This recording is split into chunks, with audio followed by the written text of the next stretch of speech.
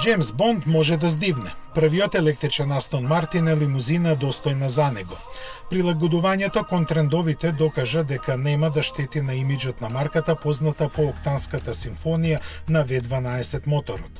Место него, во долгиот преден дел на Rapid E, сега се сместени батериите од 65 кВт, кои на Rapid ќе му овозможуваат со едно полнење да помине преку 320 км.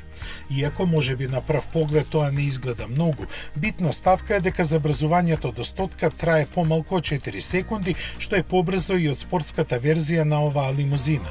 За тоа исклучиво се заслужни двата електромотора со вкупно 612 конски сили и 950 Нм вртежен момент. Импресивна е и максималната брзина која е декларирана на 250 км на час. Нови технологии Rapid E доби и во внатрешноста, каде сега доминира 10-инчниот дигитален кокпит.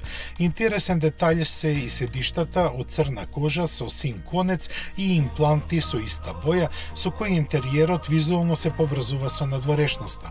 А таа е веќе позната и се разликува само по тркалата, браникот и дифузерот оптимизирани да се намали отпорот на воздухот. Корекции има уште и кај ослонувањето, а диференцијалот е само блокирачки со ограничено дејство. Rapid E ќе биде прв модел на Астон Мартин што ќе се произведува во новата фабрика во Велс. Ќе бидат направени само 155 примероци и ќе има задача да ја најави електричната иднина на марката. Колку успешно, ќе каже лично кралскиот таен агент.